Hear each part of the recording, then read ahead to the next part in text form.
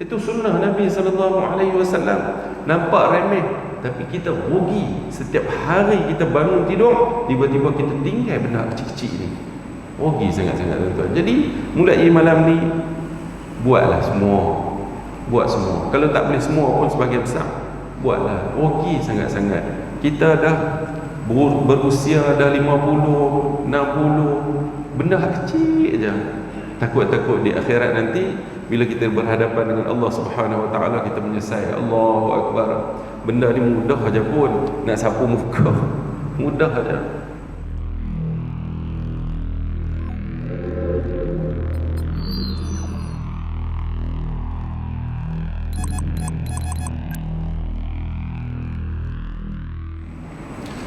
Bismillahirrahmanirrahim.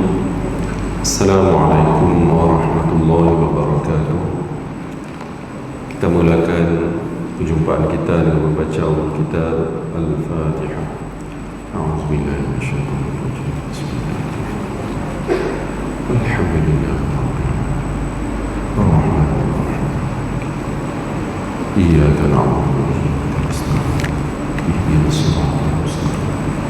Siratal ladzina an'amta 'alaihim.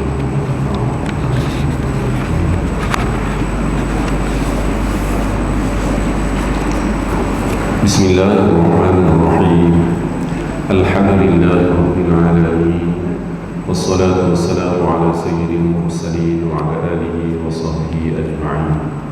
Rabbi shrah li sadri wa yassir li amri wa hlul 'uqdatam min lisani yafqahu qawli. Subhanaka la 'ilma lana illa ma 'allamtana innaka antal 'alimul hakim. Wa la hawla wa la quwwata illa billahil 'aliyyil 'azim. أما بعد فيا عباد الله اتقوا الله أوصيكم وإياي بتقوى الله فقد فاز المتقون. اللهم صل على محمد وعلى آل محمد كما صليت على إبراهيم وعلى آل إبراهيم وبارك على محمد وعلى آل محمد كما باركت على إبراهيم وعلى آل إبراهيم في العالمين إنك حميد مجيد. Yang dimuliakan Tuan Imam, mengurusi EJK Masjid, Ustaz-Ustazah Muslimin Muslimat berbahagia. Alhamdulillah, kita bertemu kembali. Allah Subhanahu Wa Taala memberikan kepada kita peluang untuk datang salat berjamaah di masjid. Dan sambil kita menunggu Isya, insya-Allah kita akan membaca kitab Riyadhus Shalihin jilid yang kelima. Dan kalau diizinkan Allah, insya-Allah kita boleh habis apa yang saya bekalkan pada tuan-tuan tu sampai muka surat 346. Makna habis juzuk yang kelima, jilid kelima. Baik, kita sambung. Masih lagi solat witir. قال المصنف رحمه الله تعالى ونفعنا به وبعلومه في الدارين آمين. باب الحث على صلاة الوتر وبيان أنه سنة مؤكدة وبيان وقته. Bab galakkan supaya melakukan sembahyang sunat witir dan menyatakan bahawa sembahyang itu adalah sunat yang sangat-sangat dituntut dan keterangan mengenai waktu-waktunya. Kita sampai pada hadis 253. Wa 'an Ibni Umar radhiyallahu anhuma 'anil Nabi sallallahu alaihi wasallam qala ij'alu akhir salatikum bil laili witra. Muttafaqun alaih. Maksud hadis daripada Ibnu Umar radhiyallahu anhuma bahawa Nabi sallallahu alaihi wasallam sabdanya, jadikanlah sembahyang witir sebagai sembahyang terakhir bagi kamu pada waktu malam. Jadi Nabi sallallahu alaihi wasallam di dalam hadis ni minta supaya kita jadikan sembahyang kita yang terakhir, kita qiyamul lail, tahajud. Salat yang terakhir itu ialah salat witir. Pengajaran hadis, solat witir paling afdal ialah 11 rakaat. Oleh itu naklah dilakukan dengan mendahulukan sembahyang-sembahyang sunat lain seperti sunat tahajud, hajat dan lain-lain. Boleh tak kalau kita buat witir nak buat 11 rakaat tapi tahajud kita buat 2 boleh, tak ada masalah. Tak ada masalah. Kalau kita panjang, masa panjang, kita larat, kita kuat, buatlah banyak-banyak. Tapi kalau kita dapat istiqamah, solat tahajud paling kurang 2 rakaat, witir paling kurang 1 rakaat, itu pun sangat hebat kalau kita dapat istiqamah. Tuan-tuan muslimin muslimat berbahagia, disebut di sini paling kurang rakaat sembahyang witir ialah 1 rakaat sahaja. Walau bagaimanapun digalakkan 3 rakaat 2 salam. Macam mana kita selalu buat 3 rakaat 2 salam. Muslimin muslimat berbahagia, saya nak sentuh sikit mengenai waktu solat witir. Dulu sahabat kita ada tanya, tapi malam ni saya tak nampak dia hadir pun, tak apalah. Dia tanya, kalau kita semayang jamak takdim, kita buat jamak takdim Maghrib Isyak, boleh tak kita nak semayang tarawih? Jadi di sini pun sama juga. Kalau sekiranya kita buat jamak takdim, kita nak semayang tahajud, boleh tak? Kalau kita nak semayang witir, boleh ke tak boleh? Begitu. Jadi dalam persoalan ini ada 2 pendapat. Satu pendapat kata boleh, satu pendapat kata tak boleh. Pendapat yang kata tak boleh, saya baca ada tulisan seorang ustaz dalam internet. Dia kata solat jamak tu adalah solat yang di luar kebiasaan. Maknanya solat jamak ni rukhsah. Allah bagi solat isyak buat dalam waktu maghrib, tapi tidak kepada solat lain. Solat witir, solat tahajud tak boleh, kena tunggu isyak juga. Kemudian Ustaz Azhar Idrus pun jawab macam tu juga. Dia kata pendapat yang muktamad tak boleh, kena tunggu isyak juga. Walau bagaimanapun, saya rujuk kepada beberapa kitab yang lain. Antaranya kitab yang terkenal, Al-Fiqhul Islami wa Adillatuh, karangan Dr. Wahbah Zuhaili. Dalam kitab ni dia kata, wa waqtuhul mukhtar 'inda Syafi'iyah, waktu solat witir yang dipilih di dalam mazhab Syafi'i, ila nisfil lail, sehingga pertengahan malam, wal baqi waktu jawazin. Jadi dalam mazhab Syafi'i, kata Dr. Wahbah Zuhaili, waktu witir ni dia adalah sehingga pertengahan malam. Selepas pertengahan malam tu waktu harus. Kemudian yang jadi poin kita ialah Dr. Wahbah Zuhaili tulis, wa idza jama'al isya' ma'al maghrib jama'a taqdimin. Kalau sekiranya seseorang itu dia menjamakkan isyak bersama dengan maghrib sebagai jamak takdim, maknanya buat isyak tu dalam waktu maghrib, kana lahu ayyutira, dia boleh nak buat solat witir. Wa in lam yadkhulu waqtal isya, wa in lam yadkhul waqtal isya, sekalipun belum lagi masuk waktu isyak. Sebab apa? Sebab dia buat jamak takdim. Jadi menurut Dr. Wahbah Zuhaili, di dalam kitab fiqh Islami boleh buat. Jadi nak semayang lain pun, semayang tarawih, semayang tahajud boleh. Tapi tahajud dia mesti tidur dulu. Dulu saya dah sebut, kalau dalam waktu biasa selepas maghrib kita tidur, kita jaga balik, lepas tu baru solat isyak, baru boleh semayang tahajud. Tapi kalau sekiranya kita tidur dulu, tidur lepas maghrib tu kita tidur, lepas tu kita jaga waktu maghrib masih ada, waktu tu tak boleh lagi nak solat tahajud. Sebab apa? Sebab kita tak jamak, kita duduk, kita solat dalam keadaan biasa. Kalau kita musafir, kita jamak, barulah dibolehkan selepas semayang jamak tu. Kemudian di dalam satu kitab yang lain, Fiqhul Ibadat 'ala al-madhhab Syafi'i, ni pengarang dia seorang ulama fiqh perempuan, Al-Hajjah Dariyah Al-Aitah. Saya cuba nak cari dia ni siapa, tapi tak dapat lagi.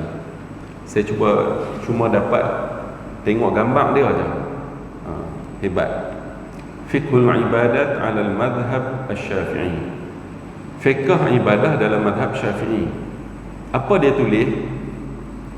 Dia tulis mengenai waktu witir ini. Waktunya, waktu solat witir, yadkhulu waqtuha bi faraghihi min faridatil isya. Masuk waktunya, waktu solat witirnya selepas daripada dia selesai isyak. Selepas dia tunaikan solat isyak, mana masuklah waktu witir. Walau jama'at walau jumi'at jam'at taqdimin ma'al maghrib, sekalipun isyak itu dia buat jamak takdim bersama dengan maghrib, boleh juga. Ni dalam mazhab Syafi'i. Lakin in aqama bi an wasalat bihi as-safinah aw ay markubin ila watanihi ba'da fi'l al-isya qabla fi'l al-witr imtana alayhi fi'l al-witr hatta yadkhulu waqtu al-isya. Dia kata di sini kita buat jamak takdim, kita semayang isyak, kemudian belum kita semayang witir, kenderaan kita sampai di kampung kita, sama ada bot, kereta, bas kan, kita duduk semayang, dia boleh semayang atas kenderaan kan, kita belajar tak ada masalah, semayang sunat. Baik, kalau sekiranya kita semayang isyak dah, tak ada nak semayang witir, sampai di kampung kita, waktu tu imtana'ah, tak boleh. Tak boleh, dia kena tunggu sampai masuk waktu isyak, baru dia boleh buat solat witir. Kalau dia buat juga tak sah. Kemudian ada satu daripada mufti wilayah Irsyadul Fatwa, yang ni mengenai Ramadan. Orang tanya, kalau sekiranya buat jamak takdim hari isyak, boleh tak nak buat tarawih dengan witir? Jadi dikemukakan, mufti wilayah kemukakan berbagai kitab dan sebagainya, kesimpulan yang dia buat boleh. Jadi selepas sembahyang jamak isyak tu boleh dah kalau nak buat witir. Wallahu alam, saya harap jelas.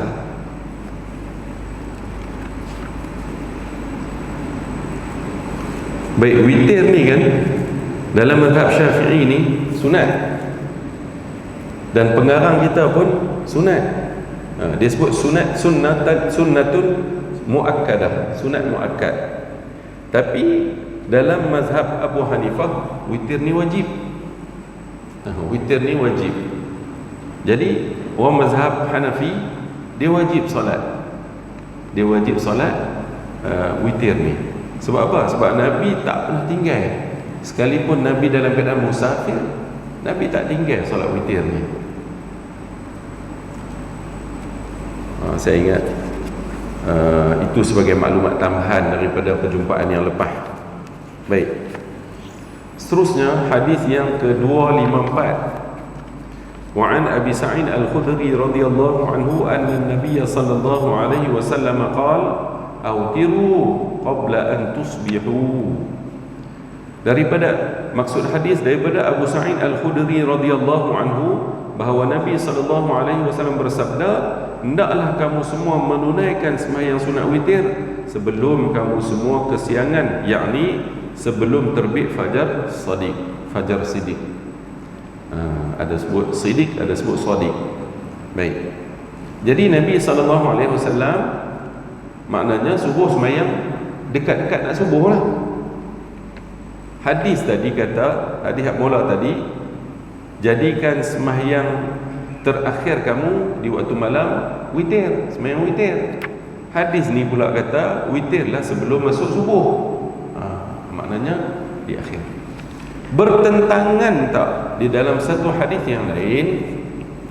Abu Hurairah bagi tahu bahawa Rasulullah sallallahu alaihi wasallam suruh, Rasulullah wasiatkan pada dia 3 perkara.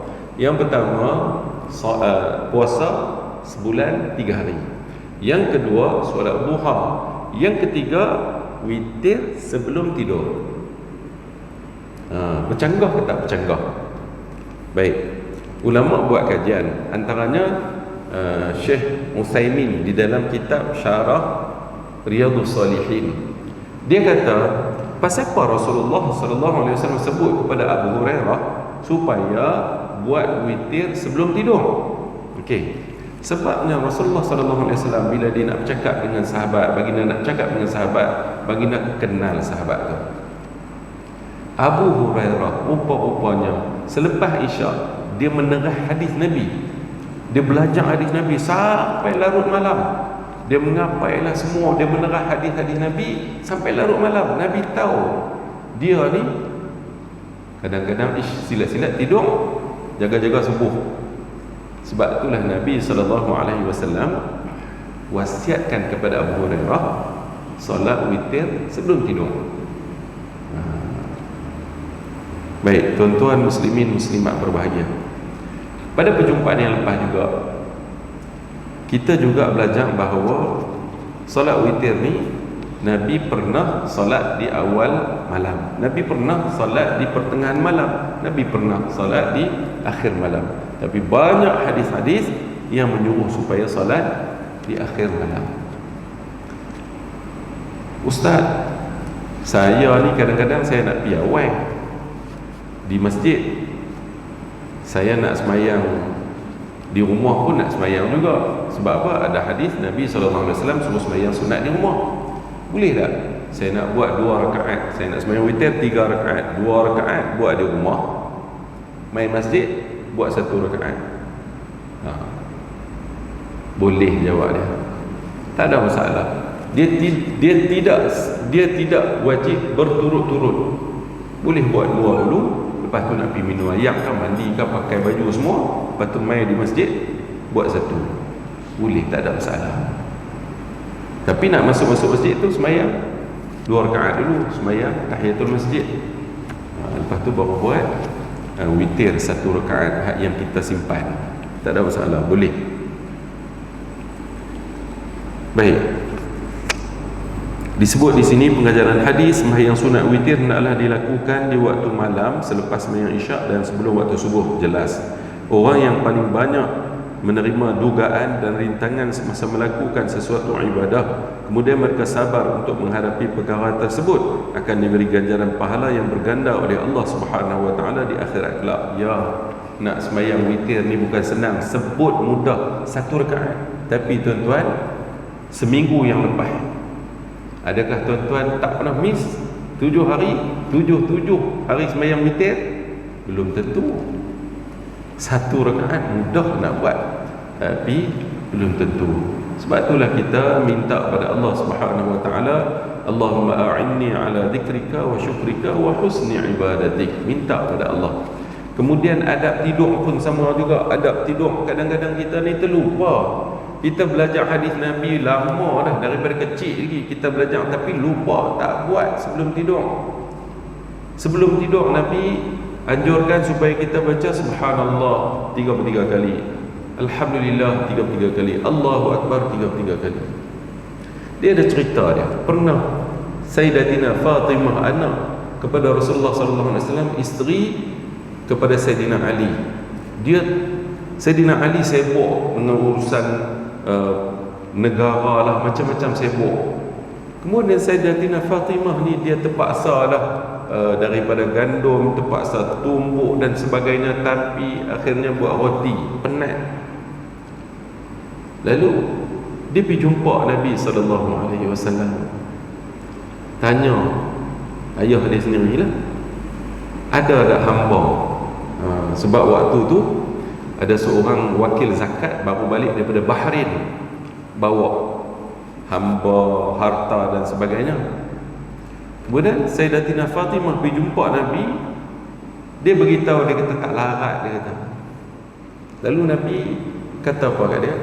Nabi kata, sebelum tidur bacalah Subhanallah 33 kali, Alhamdulillah 33 kali, dan Allahu Akbar 33 kali. Dalam riwayat lain kata ada 34, cukup satu. Jadi tuan-tuan, benda ni Tok Guru duk cerita lama dah. Siapa buat benda ni, dia bangun subuh, dia segang, badan dia segang. Badan dia segang bila dia beramal dengan tu. Kemudian kita juga belajar nak tidur kan, nak tidur baca qul huwallahu, qul a'udzu birabbil falaq, qul a'udzu birabbin nas, kemudian hembus sapu seluruh badan 3 kali. Kita lupa nak buat. Kemudian bangun daripada tidur, yang paling mudah sekali, Alhamdulillahilladzi ahyana ba'da ma amatana wa ilaihi nusyur. Mudah. Lepas tu ada lagi, sapu muka.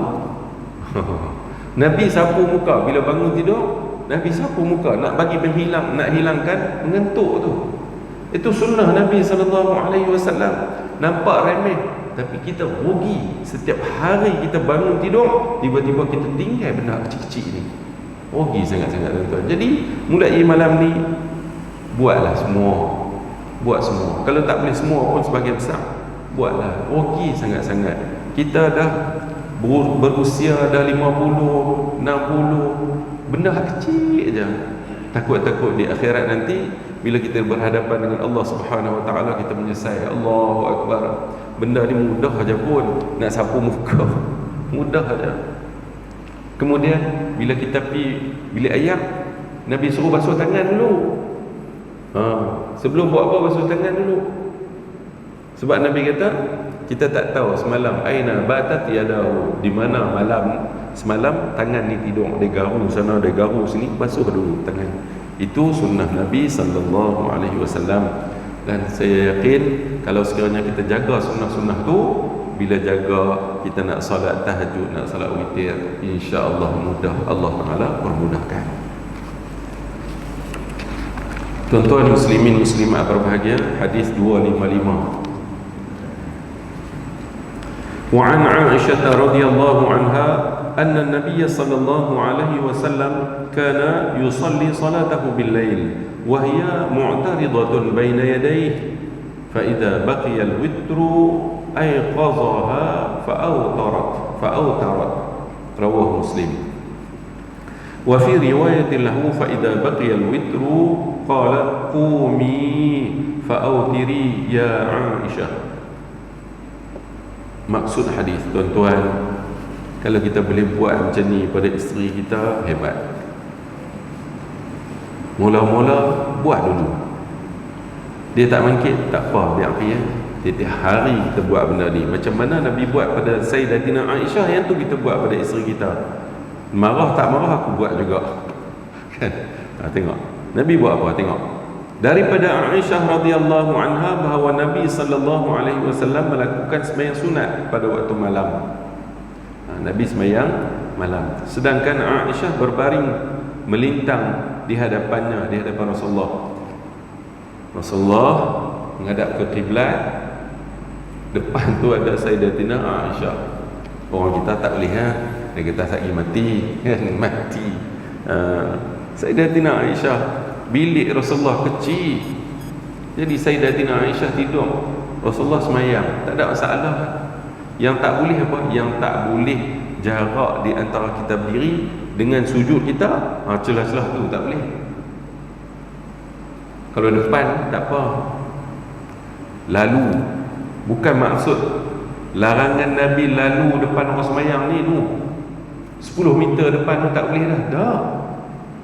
Yang Nabi larang ialah lalu ni tempat, sebab tu diadakan sutroh, kan? Sutroh kira macam tempat kita ni lebih kurang satu saf ni lah, satu garisan saf ni menandakan tu kawasan kita nak semayang. Jangan lalu lah kampung. Kalau depan tak apa. Baik, poin kitanya ialah apabila tinggal hanya witir, Nabi semayang malam, lepas tu tinggallah semayang witir. Nabi nak buat witir dah. Baginda membangunkan Aisyah, lalu Aisyah pun menunaikan sembahyang witir. Dalam riwayat Muslim yang lain disebutkan begini, maka apabila yang tinggal hanya witir, baginda bersabda, bangunlah kamu dan sembahyanglah sunat witir wahai Aisyah. Nabi sebut gitu. Kita tiap-tiap pagi biarlah kita pergi bisik, nak bangun tak bangun tu cerita nombor 2. Yang penting kita bisik, kan? Macamlah ajak main masjid, nak main masjid tak main masjid, kita ajak. Biarlah 20 tahun kita ajak, kan? Benda tak bolehlah kita nak paksa. Cuma kita boleh didik, ajak dengan elok dulu. Jomlah teman abang pergi masjid. Lama-lama insya-Allah. Tuan-tuan muslimin muslimat berbahagia, pengajaran hadis disunatkan kepada kita untuk membangunkan orang lain ataupun seorang yang sedang tidur di waktu malam supaya mereka mengerjakan amal ibadah seperti sembahyang sunat dan lain-lain ibadah. Nabi SAW sangat pentingkan sembahyang malam. Sembahyang malam ni, kalau dulu-dulu duk mengaji, ustaz kata sembahyang malam ni bateri. Sembahyang malam ni bateri. Kalau sekiranya kita tak sembahyang malam, perjalanan kita seharian tu tak ada bateri. Bateri kurang. Maksud bateri kurang tu tak ada hubungan kita dengan Allah Subhanahu Wa Taala. Kalau kita sembahyang malam banyak, bateri kita kuat, kita nak buat apa pun kita ingat Allah Subhanahu Wa Taala, dan kita pastikan tindakan kita seharian, pergi kerja dan sebagainya, ikut perintah Allah Subhanahu Wa Taala. Untungnya orang yang belajar, untungnya orang yang beramal. Jadi sembahyang malam ni dia macam bateri. Tuan-tuan muslimin muslimat berbahagia, dalam kitab Mustika Hadis jilid 2, Mustika Hadis karangan Syekh Abdullah Basmih jilid kedua, mengenai solat witir, mengenai solat tahajud. Solat tahajud, Nabi suruh qumu bil lail atau sallu bil lail, qumu, wallahu alam. Jadi Nabi SAW suruh bangunlah sembahyang malam. Kemudian Nabi sebut sembahyang malam ni, qiyamul lail ni, di hujung sekali Nabi sebut muttaradatun lidda'i anil jasad. Solat qiyamul lail ni dia penghalau penyakit daripada badan. Dia bukan hanya rohani sahaja, tapi kebaikan dia pada jasmani kita. Siapa yang salat malam, Allah akan halau penyakit daripada badannya. Ustaz, saya tak larat sembahyang malam. Tak larat sembahyang malam. Saya sakit ni, sembahyang malam. Saya demam, sembahyang malam. Pasal apa? Nabi SAW yang sebut. Kadang-kadang kita tak nampak benda ni, kita tak nampak. Tuan-tuan muslimin muslimat berbahagia, diharuskan oleh Islam kepada kita agar mengingati orang-orang yang telah menunaikan sembahyang fardu untuk mengerjakan pula sembahyang sunat, lebih-lebih lagi sunat muakkadah seperti sunat witir. Seterusnya, harus bagi seorang sembahyang sedang ada orang berbaring melintang di hadapannya, yakni di antaranya dengan kiblat. Tak ada masalah lah, harus. Bukan suruh buat. Satgi bila baca-baca hadis ni balik rumah, pagi esok abang, ni malam hang tidur abang ni, aku nak sembahyang tau ni. Tak boleh lagu tu kita rumah kita lueh, bilik kita lueh, tak payahlah sampai tahap tu. Rasulullah sallallahu alaihi wasallam kecil je. Rumah Rasulullah dengan Sayyidatina Aisyah boleh isi berapa? Boleh isi 4 orang. Nabi sallallahu alaihi wasallam lah ni makam Rasulullah, Sayyidina Abu Bakar, Sayyidina Umar. Ada satu lagi kosong. Nak ditempatkan Sayyidatina Aisyah, dia tak mau, dia malu dia kata. Sayyidatina Aisyah kekal berada dalam rumah tu. Jasad Rasulullah disemadikan, Sayyidatina Aisyah masih di situ, duduk di situ lagi, duduk di situ lagi. Kemudian bila Sayyidina Abu Bakar meninggal, dikebumikan di belakang Rasulullah, Sayyidatina Aisyah masih lagi duduk rumah tu. Kemudian bila Sayyidina Umar wafat, dikebumikan di situ, Sayyidatina Aisyah tak sanggup lagi, dia malu. Kenapa? Rasulullah suami dia, Sayyidina Abu Bakar ayah dia, Sayyidina Umar tak ada pertalian antara Sayyidina Umar dengan Sayyidatina Aisyah. Dia malu. Lalu dia barulah keluar daripada rumah tu. Ini abang rumah Rasulullah kecil, bolehlah macam tu. Kita Allah bagi rumah besar, bilik besar, buatlah yang terbaik. Saya pernah bagi tahu dulu, kalau tuan-tuan masih ingat, seorang sahabat Nabi minta Nabi pergi rumah dia. Ya Rasulullah, bila hujan saya susah nak pergi ke masjid. Saya nak mohon tuan datang ke rumah saya, solat di rumah saya, dan saya nak solat di situ. Selepas lebih kurang waktu duha, Rasulullah pun pergi rumah sahabat ni. Rasulullah tanya dia, di mana kamu nak aku semayang? Dia pun tunjuk di sini. Maka dia pun jadikan tempat Rasulullah semayang tu sebagai tempat dia semayang. Sebahagian ulama menyatakan, kalaulah kita tetapkan satu tempat tu untuk semayang saja, tak buat yang lain, kita bukan niat masjid, cuma satu sudut tu kita beritahu anak-anak, isteri, satu sudut tu untuk sudut piyah, tang tu kita hampak sejadah ataupun kapet tu, yang tu untuk ibadah aja, semayang, baca Quran, zikir dan sebagainya. Maka sebagai ulama kata tempat begitu dinamakan mihrab. Kita faham mihrab ni je, mihrab masjid je. Di rumah pun kita boleh buat mihrab. Apa kelebihan bila kita buat mihrab di rumah? Kelebihannya, doa akan cepat dimakbulkan oleh Allah Subhanahu wa taala. Apa buktinya? Sayyidatina Maryam ketika Nabi Zakaria ziarah dia, tengok-tengok ada makanan di luar musim, buah-buahan. Mai mana ni? Ni mai daripada Allah Subhanahu wa taala. Oh, dia kata hebat. Sayyidatina Maryam, dia duduk di tempat yang khusus untuk dia ibadah yang dinamakan mihrab. Bukan Sayyidatina Maryam pergi duduk di mihrab masjid Masjidil Aqsa, dah, satu tempat khusus. Lalu Nabi Zakaria pun buat tempat khusus.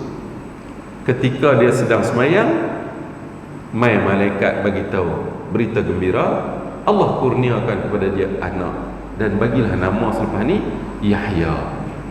Tuan-tuan baca surah Maryam, ada cerita tu. Baik, jadi nak ceritanya ialah, seboleh mungkin kita adalah satu sudut di rumah untuk kita ibadat je kat situ. Baik. Kemudian hadis 256, wa an ibni Umar radhiyallahu anhuma anna an-nabiy sallallahu alaihi wasallam qala badiru subha bil witri, rawahu Abu Dawud wa Tirmizi wa qala haditsun hasanun sahih. Maksud hadis daripada Ibnu Umar radhiyallahu anhuma, Abdullah bin Umar, bahawa Nabi sallallahu alaihi wasallam bersabda, bersegeralah sebelum sembahyang subuh dengan sembahyang sunat witir. Maknanya bangun sebelum waktu subuh masuk dan tunaikanlah sembahyang witir.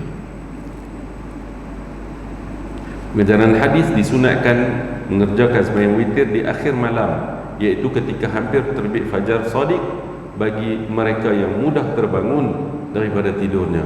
Bagi mereka yang sukar untuk terjaga malam, maka lebih baik afdal dikerjakan sembahyang sunat witir itu sebelum tidur. Hak ni lah, waktu ni lah kita nak guna hadis Abu Hurairah tadi. Hak yang pesanan Nabi kepada dia, wasiat Nabi kepada dia, solat witir sebelum tidur. Jadi maknanya kita tengok kita kuat tak kuat nak bangun. Kalau rasa macam tak larat, lepas isyak lagi sembahyang sunat ba'da isyak, terus buat witir, senang. Nama kita tercatat sebagai orang yang solat witir, walaupun kita buat awal waktu. Tak apa, saya boleh ikut, terlepas. Saya boleh ikut, terlepas, rugi.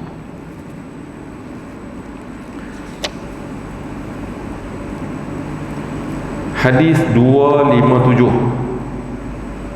Wa an Jabir radhiyallahu anhu qala Rasulullah sallallahu alaihi wasallam, man khafa alla yaquma min akhiril lail falyutir awwalahu wa man tama'a an yaquma akhirahu falyutir akhiral lail fa inna salata akhiril lail mashhudatun wa dhalika afdal. Rawahu Muslim. Daripada Jabir radhiyallahu anhu katanya bahawa Rasulullah sallallahu alaihi wasallam bersabda, sesiapa yang bimbang tidak akan terjaga daripada tidur di akhir malam. Rasa macam tak larat, takut-takut subuh baru jaga, tak ada nak jaga awal sikit, maka hendaklah ia mengerjakan sembahyang sunat witir sebelum tidur. Sebelum tidur buat dulu sunat witir. Dan barang siapa yang berhajat mampu untuk bangun di akhir malam, maka hendaklah berwitir di waktu itu. Tunggu akhir malam. Kerana sesungguhnya ni kelebihan sembahyang di akhir malam ni. Kerana sesungguhnya sembahyang yang dilakukan di akhir malam akan disaksi oleh para malaikat, dan dengan berbuat demikian itu yang lebih baik lagi afdal. Jadi Nabi sebut fa inna salata akhiril lail mashhudatun, disaksikan. Malaikat jadi saksi. Malaikat yang khusus untuk menyaksi, untuk menjadi saksi bahawa orang ni sembahyang di akhir malam. Allahu akbar. Allah ni sangat pemurah, tuan-tuan. Nikmat Allah bagi pada kita terlalu banyak. Kita tak bersyukur. Allah bagi kita sihat. Allah dalam konteks qaryah kita, Allah bagi kita sihat. Allah bagi masjid yang tersergam indah. Allah bagi tempat parking yang luas. Allah bagi tempat wuduk yang sempurna. Allah bagi aircon lagi. Allah bagi macam-macam. Jadi nikmat tu kita selalu tak ingat. Begitu juga dengan nikmat rezeki. Bila Allah bagi rezeki, nampak hak kita semua. Tak nampak dalam tu ada hak orang lain, berupa yang wajib zakat, yang sunat sedekah, hak orang lain, bukan hak kita. Allah yang bagi kat kita, tiba-tiba kita rasa oh ini kita punya, silap. Allah minta tak banyak, RM1,025. Ustaz, gaji saya RM2,000, RM50. Hak orang, bukan hak kita. Bila kita bersyukur, la in syakartum la azidannakum. Kalau kita bersyukur, Allah akan tambah lagi. Allah akan tambah lagi. Dalam mustikah hadis yang ketiga, jilid ketiga, mustikah hadis jilid ketiga ada mengenai puasa hari Ashura. Saya bukan nak cerita hari Ashura tu, saya nak cerita ni kelebihan. Nabi SAW riwayat dalam riwayat Imam Baihaqi, Nabi kata, siapa yang pada hari Ashura tu dia membelanjakan, memurahhatikan pada diri dia dan keluarga dia, Allah akan luaskan rezekinya sepanjang tahun. Untuk boleh rujuk.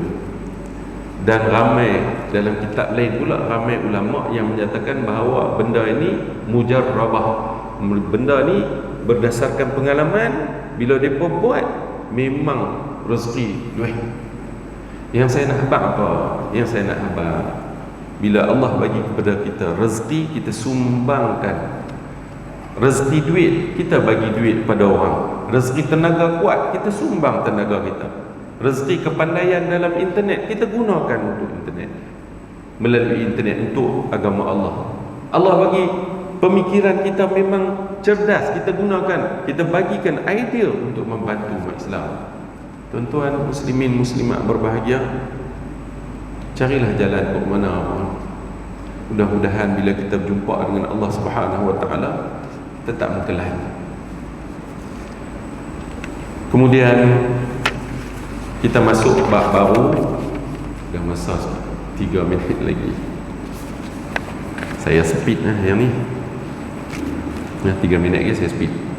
Babu fadli salati duha wa bayani aqalliha wa akthariha wa awsatiha wal hathi 'ala al-muhafazati 'alayha. Bab menerangkan tentang kelebihan sembahyang sunat duha dan kenyataan mengenai bilangan rakaat yang paling sedikit dan yang paling banyak dan paling sederhana, serta galakkan untuk mengambil berat perkara ini kemudian melakukannya secara berterusan.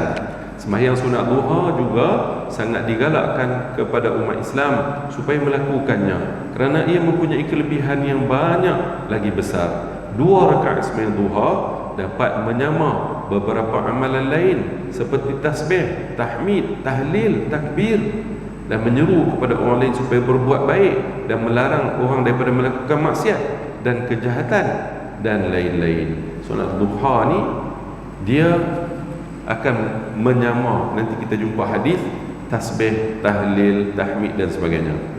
Hadis 258. Ini hadis Abu Hurairah yang saya sebut tadi. Saya baca maksud dia saja. Kita ada 2 minit lagi. Daripada Abu Hurairah radhiyallahu anhu katanya, kata Abu Hurairah, telah berwasiat kepadaku oleh kekasihku, yakni Nabi Muhammad sallallahu alaihi wasallam, agar aku berpuasa 3 hari pada setiap bulan dan bersembahyang sunat duha 2 rakaat dan bersembahyang witir sebelum aku tidur. Hadis riwayat Imam Bukhari dan Imam Muslim. Mengenai sembahyang witir sebelum seorang tidur adalah disunatkan kepada seorang itu yang tidak yakin dapat bangun di akhir malam, tetapi sekiranya mereka yakin dapat bangun pada waktu tersebut, adalah lebih baik mereka lakukan di akhir malam. Itu selesai tadi dah bincang. Kemudian dalam tu yang naknya ialah Nabi wasiat kepada Abu Hurairah untuk solat duha. Kemudian hadis 259. Maksud hadis, saya baca maksud hadis 343. Daripada Abu Dzar radhiyallahu anhu, daripada Nabi sallallahu alaihi wasallam sabdanya, setiap ruas tulang daripada seseorang di antara kamu semua wajib ada sedekahnya pada setiap hari. Ni kita ada ruah, ni satu ruah berapa banyak beratus ruah yang ada, dan semua ni memerlukan kepada sedekah. Setiap kali ia bertasbih subhanallah, sedekah. Kalau kita tasbih subhanallah, subhanallah, subhanallah, itu sedekah. Setiap kali pula kita bertahmid alhamdulillah, alhamdulillah, juga sedekah. Setiap kali kita tahlil la ilaha illallah, la ilaha illallah, juga sedekah. Setiap kali kita bertakbir Allahu akbar, Allahu akbar, juga sedekah. Melarang orang lain daripada melakukan kejahatan dan maksiat, juga sedekah. Jadi semua perkara itu kita kena buat. Semua benda tu kita kena buat. Dan setiap wah ni memerlukan kita buat. Dan Nabi kata semua perkara yang tersebut itu dapat dicukupkan dengan melakukan sembahyang sunat duha 2 rakaat. Satu istilah yang dipelopori oleh ulama-ulama Indonesia, ada beberapa orang bawa mai ke Malaysia, dia sebut hutang duha. Hutang duha. Jadi Nabi sebut di sini setiap ruh di badan kita ni perlukan tahmid, tahlil dan sebagainya, dan benda tu dapat dilangsaikan dengan sembahyang duha. Jadi kalau orang tak sembahyang duha, dia rugi sangat, dia berhutang lah. Bukan hutang maksud yang lain, yang ni lah. Wallahu alam. Hadis 260 muka surat 344. Maksud hadis daripada Sayyidatina Aisyah radhiyallahu anha katanya bahawa Rasulullah sallallahu alaihi wasallam bersembahyang duha 4 rakaat. Kemudian baginda menambah daripada jumlah itu mengikut yang dia kehendaki. Maknanya berdasarkan hadis ni sembahyang duha tidak ada batasan. Tapi ada juga ulama yang membataskan, tak ada masalah. Kita nak buat dua pun penat kan. Siapa yang istiqamah, siapa yang disiplinkan diri dia, alhamdulillah dia boleh buat. Dalam hadis ni sebut 4, dalam hadis sebelum tadi sebut 2. Jadi maknanya boleh 2, boleh 4. Kemudian hadis 261 daripada Ummu Hani, iaitu Fakhinah binti Abi Talib radhiyallahu anha. Katanya, aku telah pergi kepada Rasulullah sallallahu alaihi wasallam pada hari pembebasan kota Mekah. Bila Rasulullah masuk kota Mekah, bebas tahun 8 Hijrah, dia pergi jumpa Nabi. Lalu aku dapati baginda sedang mandi. Sebaik sahaja baginda selesai mandi, lalu baginda pun bersembahyang sunat 8 rakaat. Sembahyang tersebut ialah sembahyang sunat duha. Tuan-tuan, seumur hidup kita pernah tak buat 8? Kalau Ustaz kalut hari cuti pun tidur, tak buat juga 8. Nabi buat 8. Tuan-tuan, hadis-hadis ni bila kita jumpa hadis Nabi buat 2, kita belajar buat 2. Nabi buat 4, hari cuti kita buat 4. Nabi buat 8, bila-bila ada ruang kita buat 8. Dan 8 tu juga tak semestinya berturut-turut. Boleh buat 2, rehat dulu, saat ni buat pula 2, terang nak lohor, siap 8. Kemudian habis. Okey, sikit saya nak ambil. Bila waktu duha, bila masuk waktu duha? Kalau di sini terbit matahari 7:31, terbit matahari. Betul ke? 7 berapa ni tak nampak.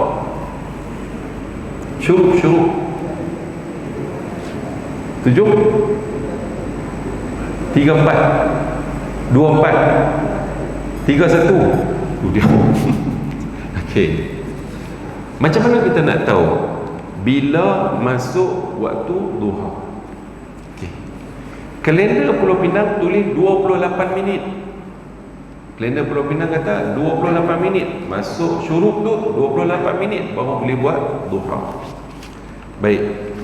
Ada menarik juga, saya baca dalam satu tulisan seorang hamba Allah ni, hebat juga tulisan dia.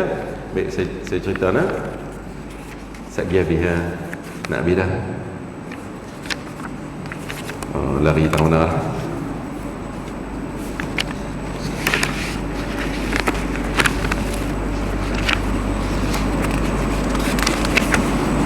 Baik. Kalau dalam laman web Mufti Wilayah Persekutuan, waktu duha ni masuk antara 10 hingga 12 minit. Yang dikatakan segalah tu, satu batang tombak tu, daripada waktu syuruk tu tambah 10 hingga 12 minit. Tapi dia kata sebaiknya 15 minit. Okey.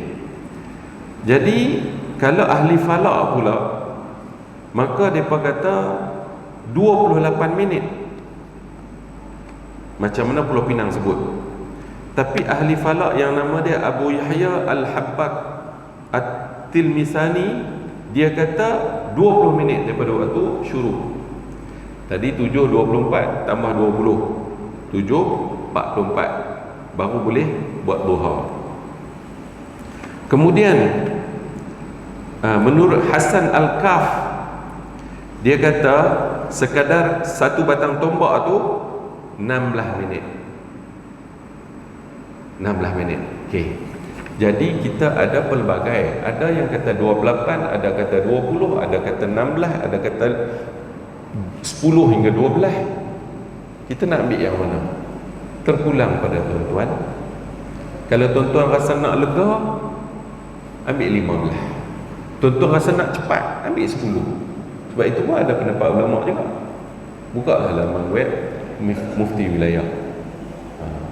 Cuma jangan tuan-tuan tengok syuruk bunyi tit 7.24, Allahu Akbar. Itu tak boleh ya. Itu tak boleh.